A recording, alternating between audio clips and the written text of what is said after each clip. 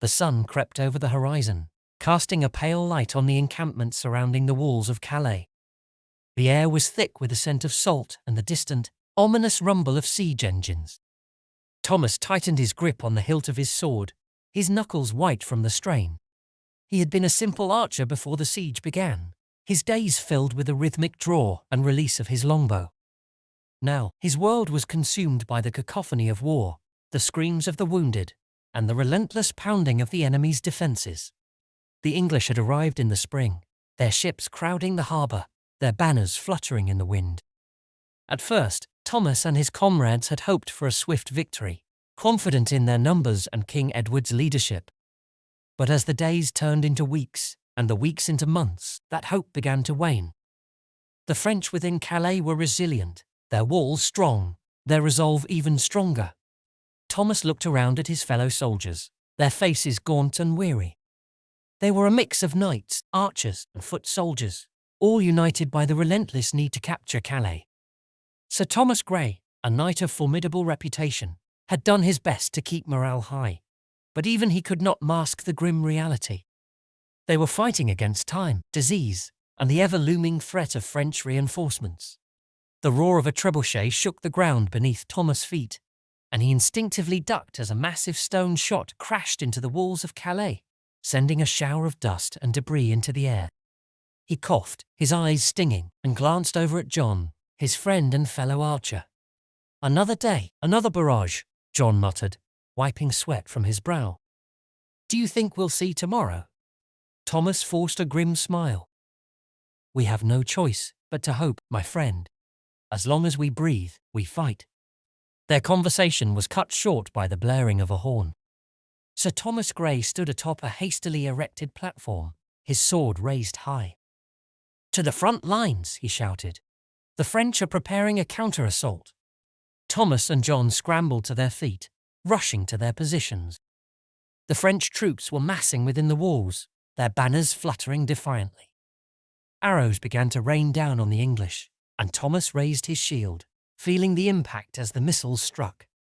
"Hold the line!" Grey's voice rang out, a beacon of resolve amidst the chaos. "We will not let them break our siege." Thomas felt a surge of determination. He was no longer just an archer. He was a soldier, a part of King Edward's grand strategy. He glanced at John, who nodded, and together they prepared to face the oncoming storm. The French forces surged out of the gates of Calais, their knights leading the charge with grim determination. Thomas could see the desperation in their eyes, mirroring his own. With a roar, he and his fellow soldiers unleashed a volley of arrows, their shafts finding marks among the attackers. The battle raged on, a brutal dance of death and survival. Thomas fought with everything he had, his muscles screaming in protest, his mind a blur of fear and fury. He could hear the cries of the wounded, the clash of steel on steel, and above it all, the relentless roar of the trebuchets. As the sun began to set, the French assault faltered. They withdrew, leaving behind a field strewn with the dead and dying. Thomas collapsed against a makeshift barricade, his body trembling with exhaustion. He had survived another day, but he knew the siege was far from over. Sir Thomas Grey approached, his face grim. "We held them off for now, but they will return. We must remain vigilant."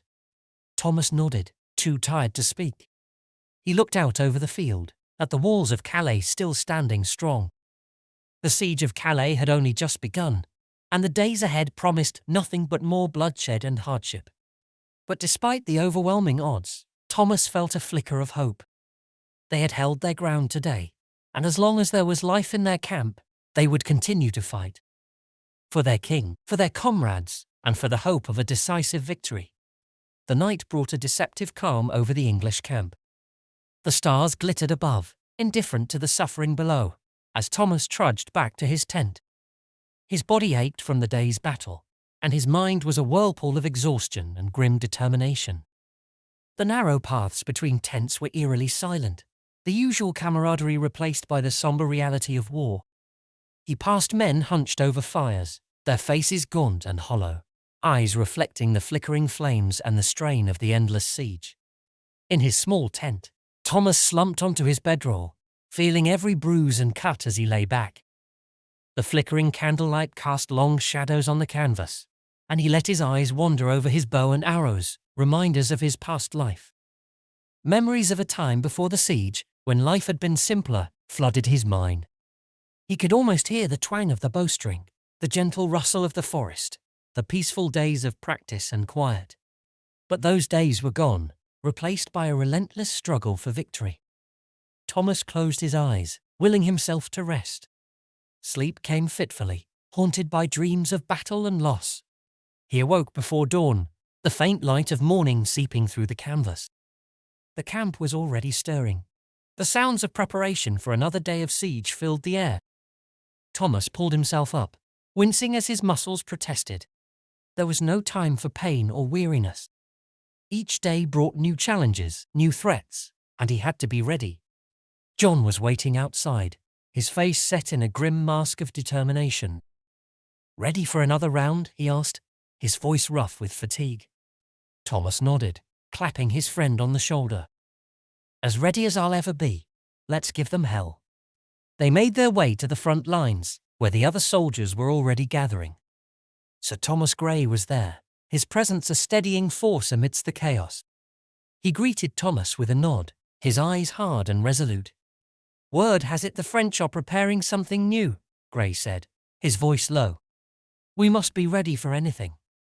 Thomas and John took their positions, scanning the walls of Calais for any signs of movement.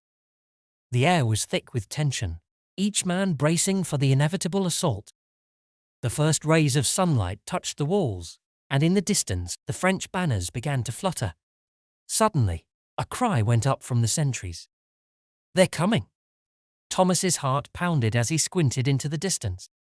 Sure enough, the French troops were on the move, their siege engines rolling into position.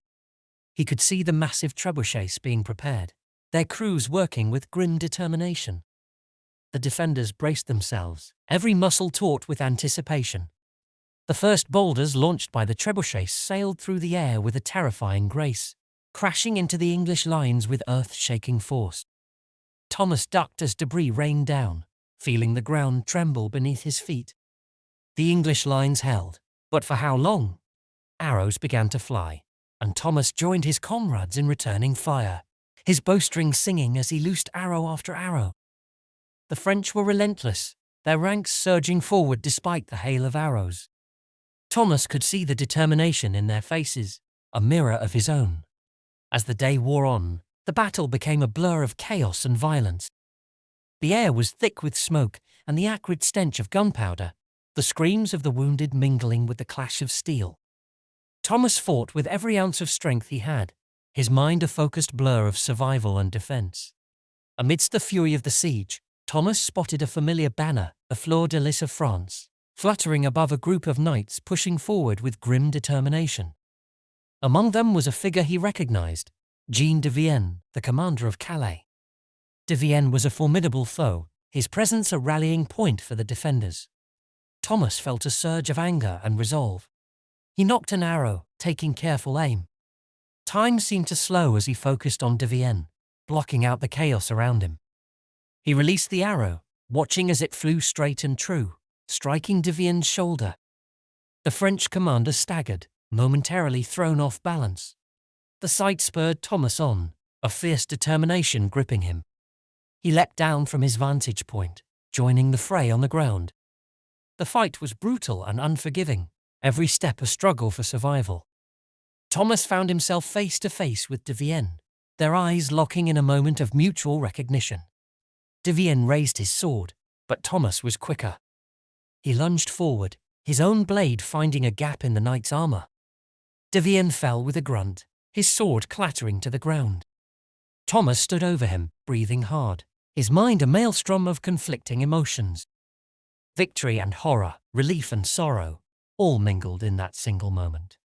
But there was no time to dwell on it. The battle raged on, and Thomas turned to face the next wave of attackers. He fought with a desperate energy, knowing that every moment counted, every breath was a gift. The English lines held their ground, pushing back the French with sheer force of will. As the sun began to set, the French finally retreated, their forces pulling back to regroup. The English soldiers slumped in exhaustion, their lines battered but still holding. Thomas leaned against a makeshift barricade, his body trembling with fatigue. He had survived another day, but the siege was far from over. Sir Thomas Grey approached, his face lined with exhaustion and determination. "We held them off again," he said, his voice heavy. "But we must remain vigilant. They will return." Thomas nodded, his eyes fixed on the walls of Calais, still standing strong in the gathering darkness. The siege of Calais was a test of endurance, a battle of wills that showed no signs of ending. But as long as there was breath in his body, he would fight. For his king, for his comrades, and for the hope of a decisive victory. The cold night air bit into Thomas's skin as he made his way back to his tent. The flickering campfires cast long, eerie shadows across the camp, illuminating the weary faces of his comrades. Each face told a story of suffering, of battles fought and friends lost. Thomas felt a pang of sorrow as he thought of the many men who would not see another dawn. He pushed the thoughts aside, focusing instead on the task ahead. There was no room for despair. He needed to be strong for those who depended on him. Inside his tent, Thomas stripped off his armor, wincing at the sight of the bruises and cuts that marred his skin. He took a deep breath and began to clean his wounds, the pain a sharp reminder of the day's brutal conflict. As he worked, his mind wandered to his family back in England. He could almost see his mother's worried face, his father's stern but proud expression, and his younger siblings' innocent smiles. They were why he fought, why he endured the horrors of the siege. The tent flap rustled, and John entered, his face grim. "It's getting worse out there," he said, sitting down heavily on a crate. "The French are desperate. I heard they might be planning another night raid." Thomas nodded, his heart sinking at the thought of yet another sleepless night. "We need to be ready. We'll take turns keeping watch. You rest first. I'll wake you in a few hours." John sighed but nodded in agreement. "All right, but be careful, Thomas. These night raids, they take a toll." Thomas offered a reassuring smile. "I'll be fine. Get some rest." John lay down, exhaustion overtaking him almost immediately. Thomas watched him for a moment before stepping outside. The camp was quieter now, the men trying to snatch what rest they could. Thomas made his way to the perimeter, nodding to the sentries on duty. He found a spot with a clear view of the walls of Calais and settled in to watch. The minutes dragged on, each one filled with the tense expectation of an attack. The moon was high in the sky, casting a pale light over the landscape. Thomas's thoughts drifted as he kept his vigil, his mind replaying the events of the day. The sight of Jean de Vienne falling, the desperate struggle in the melee, the faces of the men he had fought beside and against. He shook his head, trying to clear the memories. He needed to stay alert. A sound in the distance caught his attention. He strained to listen, his hand tightening on the hilt of his sword. The faint murmur of voices reached him, growing louder with each passing second. He stood, signaling to the nearest sentry. "Alert the camp. The French are coming." The sentry nodded and ran off to sound the alarm. Thomas drew his sword, his heart pounding. The camp sprang to life, men scrambling to don their armor and grab their weapons. Torches flared, casting an orange glow over the chaotic scene. The first wave of French soldiers emerged from the darkness, their figures ghostly in the moonlight. Thomas raised his sword, shouting to rally his comrades. "Hold the line, don't let them break through." The clash of steel rang out as the two sides met. Thomas fought with everything he had, his sword a blur as he parried and struck. The French were desperate, their attacks fierce and unrelenting. Thomas felt the weight of each blow, his muscles burning with exertion. Amidst the chaos, Thomas spotted a French knight bearing down on John, who was struggling to fend off multiple attackers. Without hesitation, Thomas charged, his sword slicing through the air. He reached John just in time, deflecting a blow that would have felled his friend. "Stay close," Thomas shouted, his voice barely audible over the din of battle. John nodded, his eyes filled with gratitude and determination. Together, they fought side by side, their movements synchronized from years of training and battle. The French pressed hard, but the English line held firm, their resolve unbroken. Hours passed in a blur of blood and steel. The night seemed endless, each moment a struggle for survival. Thomas lost track of time, his world reduced to the immediate threats around him. He fought with a grim determination, his thoughts focused on the goal of seeing another dawn. Finally, as the first light of dawn crept over the horizon, the French began to retreat. The English soldiers, exhausted but victorious, watched as their enemies fell back behind the walls of Calais. Thomas lowered his sword, his body trembling with fatigue. He had survived another night, but the cost was high.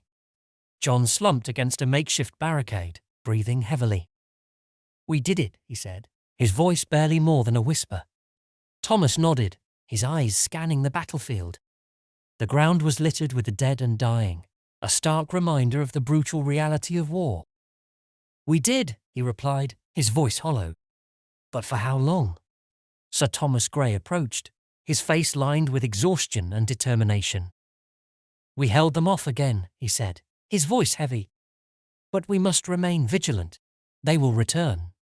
Thomas nodded, his eyes fixed on the walls of Calais still standing strong in the gathering light. The siege of Calais was a test of endurance, a battle of wills that showed no signs of ending. But as long as there was breath in his body, he would fight.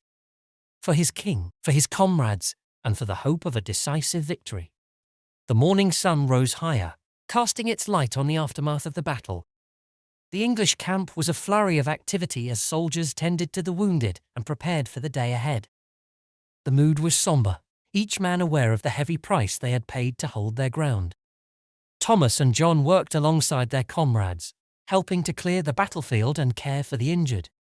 The bonds forged in the fires of battle were strong, and each act of kindness and camaraderie was a balm for their weary souls. Thomas took a moment to catch his breath, leaning against a tree and surveying the camp. He saw Sir Thomas Grey in deep conversation with other officers, their faces grave. The siege was taking its toll on everyone, and the need for a decisive breakthrough was becoming more urgent with each passing day. John approached, handing Thomas a piece of bread. "Eat something. You need your strength." Thomas accepted the bread with a nod, tearing off a piece and chewing slowly. "Thanks. How are you holding up?" John shrugged, his eyes reflecting the same weariness Thomas felt. "Surviving, like the rest of us. But we can't keep this up forever." Thomas glanced at the walls of Calais, still defiant against their siege. "No, we can't. But we have to. We can't let all this be for nothing." John sighed, looking out over the camp. "I know. But sometimes it feels like we're fighting a losing battle." Before Thomas could respond, Sir Thomas Grey called for a meeting of the men. They gathered around, listening intently as Grey outlined the plans for the day. "The French are hurting, just like us," he began, his voice steady and commanding. "We need to keep the pressure on them. Every day we hold them here is a day closer to victory. We can't let up." He paused, looking each man in the eye. "We fight not just for ourselves, but for England. For our families, for our future. Stay strong, stay vigilant, and we will see this through." The men nodded, their resolve hardening. Thomas felt a renewed sense of purpose. They were all in this together, and they would endure whatever came their way. The day passed in a blur of preparation and skirmishes. The English continued their bombardment, launching stones and flaming projectiles at the walls of Calais. The French responded with their own artillery, and the air was filled with a deafening roar of cannons and the crash of masonry. Thomas and his fellow archers took up positions, ready to repel any counterattacks. As the sun began to set, casting a golden glow over the battlefield, Thomas found himself once again standing watch at the perimeter. The camp was quieter now, the men resting and eating what little food they had. The tension was palpable, each man waiting for the next move. Thomas's thoughts drifted to home, to the green fields of England, and the loved ones he had left behind. He wondered if they were thinking of him, if they prayed for his safety each night. The thought gave him strength, a reminder of what he was fighting for. The quiet was shattered by the sudden blare of horns. Thomas snapped to attention, his hand instinctively reaching for his sword. The French were making another move, their forces massing at the gates of Calais. The English soldiers scrambled to their positions, ready to defend against the coming assault. The gates of Calais swung open, and the French poured out, their knights leading the charge with grim determination. Thomas felt his heart pound as he raised his bow, taking careful aim. The first volley of arrows flew, cutting down the front ranks of the attackers. But the French pressed on, their resolve as strong as ever. The clash of steel rang out as the two sides met, and Thomas found himself in the thick of the battle. He fought with everything he had, his mind focused on survival. The faces of his comrades, the shouts of commands, the chaos of the melee, it all blurred into a single, desperate struggle. Amidst the chaos, Thomas saw Sir Thomas Grey fighting valiantly, his sword a beacon of hope for the English soldiers. Inspired, Thomas redoubled his efforts, his arrows finding their marks with deadly precision. The French assault was fierce, but the English held their ground, their line unbroken. Hours passed, each one feeling like an eternity. The night was well underway by the time the French began to retreat, their forces pulling back behind the walls of Calais. The English soldiers, exhausted but victorious, watched as their enemies fell back once again. Thomas lowered his bow, his body trembling with fatigue. He had survived another battle, but the siege was far from over. Sir Thomas Grey approached, his face lined with exhaustion and determination. "We held them off again," he said, his voice heavy. "But we must remain vigilant. They will return." Thomas nodded, his eyes fixed on the walls of Calais still standing strong in the moonlight. The siege of Calais was a test of endurance, a battle of wills that showed no signs of ending. But as long as there was breath in his body, he would fight. For his king, for his comrades, and for the hope of a decisive victory. The days began to blur into a relentless cycle of preparation, skirmish, and tenuous rest. Each dawn brought new challenges, and Thomas felt the weight of the siege pressing down on him like a physical burden. Despite the hardships, the bond between the men in the camp grew stronger. They shared everything: food, stories, and the heavy silence of exhaustion. The camaraderie was a flicker of light in the darkness of their struggle. One morning, as the first light of dawn broke over the camp, Thomas was called to Sir Thomas Grey's tent. He found the knight poring over maps and documents, his face etched with lines of worry and determination. "Thomas," Grey greeted him, looking up. "I have an important task for you. Our scouts have reported increased activity on the French side. It seems they might be planning something substantial. We need to gather more intelligence." Thomas nodded, feeling a surge of purpose. "What do you need me to do, sir?" Grey gestured to the map. "You and a small group of trusted men will slip through the lines tonight. Get as close as you can to the French camp and gather any information about their plans. It's dangerous, but it could give us the edge we need." Thomas understood the gravity of the mission. "I'll gather my men and be ready by nightfall." As the day wore on, Thomas selected a handful of skilled and trusted comrades for the mission. John, of course, was among them, along with 3 others who had proven themselves time and again. They spent the afternoon preparing, checking their weapons and discussing their approach. Night fell, bringing with it the cover of darkness they needed. The camp was quiet, the soldiers either resting or keeping watch. Thomas and his group slipped away, moving stealthily through the shadows. The moon was a sliver in the sky, providing just enough light to see without drawing attention. The journey to the French lines was fraught with tension. Every rustle of leaves, every snap of a twig set their nerves on edge. They moved silently, communicating with hand signals and whispers. As they neared the French camp, Thomas signaled for them to halt. They crouched low, peering through the underbrush. The French camp was a hive of activity. Men moved about with purpose, and the sound of preparations filled the air. Thomas strained to hear, picking up fragments of conversation. He caught words about siege engines and a coordinated assault, but it was difficult to piece everything together. They edged closer, careful to remain unseen. Thomas spotted a group of French officers gathered around a fire, deep in discussion. He motioned for the others to stay back and crept forward, positioning himself within earshot. "We'll launch the attack at first light," one of the officers was saying. "The trebuchets will focus on the south wall.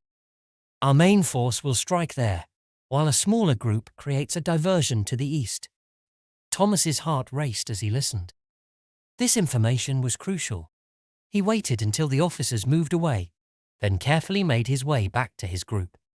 "We need to get back to camp," he whispered urgently. "They're planning a major assault at dawn." The return journey was even more nerve-wracking than the approach. They moved as quickly and silently as possible, knowing that every moment counted.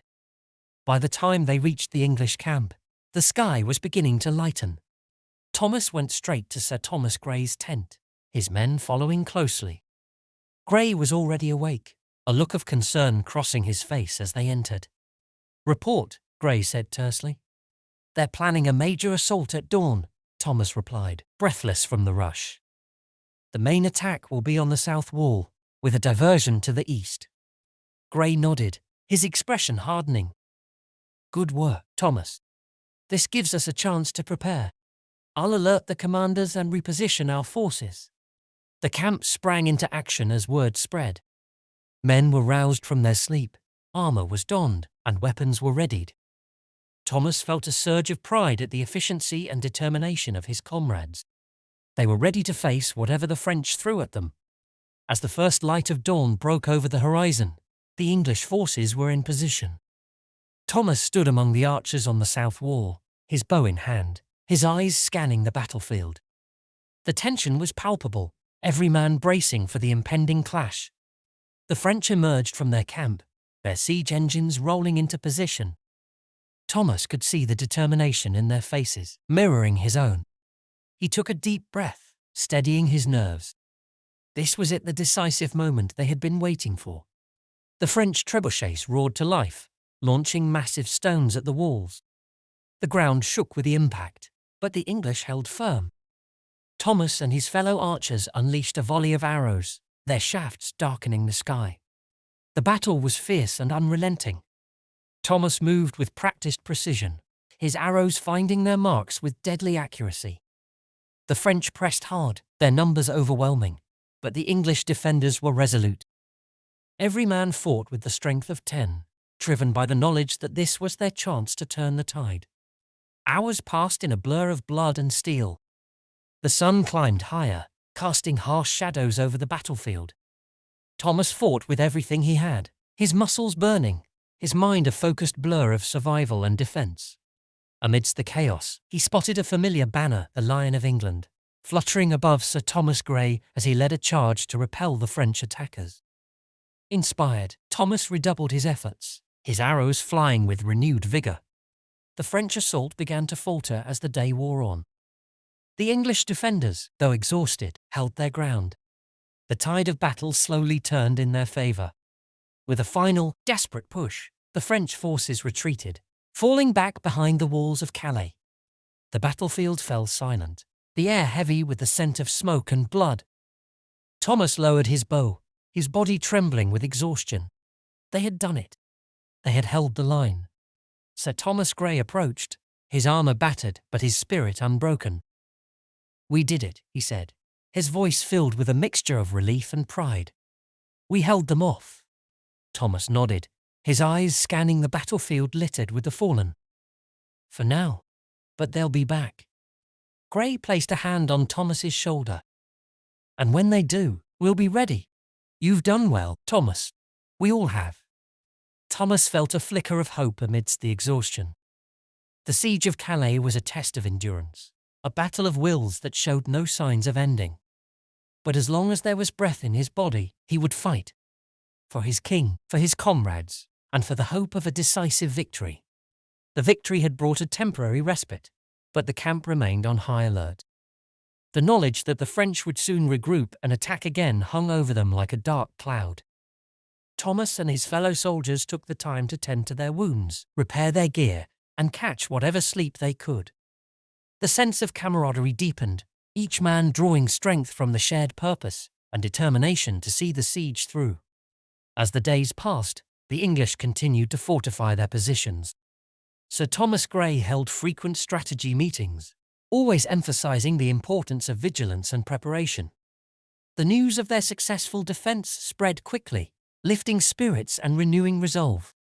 The French had thrown everything they had at the English lines, and yet the walls of Calais still stood, defiant and unyielding. One evening, as Thomas sat with John by a small fire, sharing a meal of hard bread and dried meat, they were joined by a group of soldiers. The men exchanged stories and laughter, finding solace in the company of friends. The siege had taken a toll on all of them, but moments like these reminded them of what they were fighting for. "So, Thomas," one of the men said, leaning forward, "do you think we can hold out much longer?" Thomas looked around at the faces illuminated by the flickering firelight. "We've held them off this long," he said, his voice steady. "We'll keep holding. We've got no other choice." John nodded in agreement. "As long as we stand together, we have a chance. And the longer we hold out, the weaker the French will get." The conversation turned to memories of home, each man sharing stories of loved ones and the lives they had left behind. The fire crackled, casting shadows on their faces, and for a brief moment, the horrors of the siege seemed far away. But the reprieve was short-lived. As the moon rose high in the sky, the alarm sounded once again. Thomas and the others sprang to their feet, grabbing their weapons and rushing to their positions. The French were on the move, their forces massing for another attack. Thomas took his place among the archers on the south wall, his heart pounding in his chest. The adrenaline surged through his veins, sharpening his senses. He scanned the battlefield, watching as the French siege engines lumbered forward, their crews working with grim determination. "Steady," Sir Thomas Gray's voice rang out, a calm command in the midst of chaos. "Hold your fire until they're within range." The French troops advanced, their banners fluttering in the night breeze. Thomas felt a bead of sweat trickle down his face as he nocked an arrow, waiting for the order to fire. The tension was palpable, every man bracing for the clash. "Now!" Gray shouted. Thomas released his arrow, watching it fly through the air and strike a French soldier in the chest. The English archers unleashed a volley, their arrows raining down on the attackers. The French responded with their own barrage, and the battle began in earnest. The air was thick with the sounds of war, the clash of steel, the cries of the wounded, the thunderous impact of siege weapons. Thomas moved with practiced precision, his bow singing with each shot. The French pressed hard, but the English held their ground, their line unbroken. Amidst the chaos, Thomas spotted a group of French soldiers attempting to breach a weak point in the wall. He shouted to John and a few others, and they moved to reinforce the position. The fighting was fierce and brutal, each man fighting for his life and the lives of his comrades. Thomas found himself face to face with a French knight, his armor gleaming in the moonlight. The knight swung his sword with deadly precision, but Thomas dodged the blow and countered with a thrust of his own. The knight staggered, and Thomas seized the opportunity to strike again, felling his opponent. The battle raged on, the night seemingly endless. Thomas fought with everything he had, his body pushed to its limits. He could see the exhaustion in the faces of his comrades, but also the determination that drove them forward. As the first light of dawn began to creep over the horizon, the French assault finally faltered. Their forces, battered and weary, began to retreat. The English soldiers, equally exhausted, watched as their enemies fell back behind the walls of Calais. Thomas lowered his bow, his body trembling with fatigue. They had done it again. They had held the line. Sir Thomas Gray approached, his face lined with exhaustion, but his eyes shining with pride. "We did it," he said, his voice filled with relief. "We held them off." Thomas nodded, his eyes scanning the battlefield littered with the fallen. "For now. But they'll be back." Gray placed a hand on Thomas's shoulder. "And when they do, we'll be ready. You've done well, Thomas. We all have."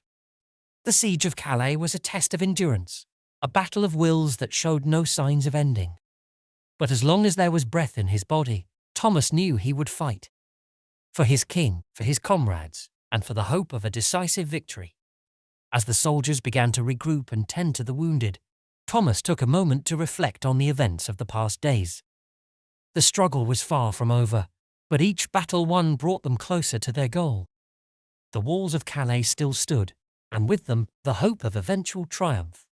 With a deep breath, Thomas turned his attention back to his comrades, ready to face whatever came next.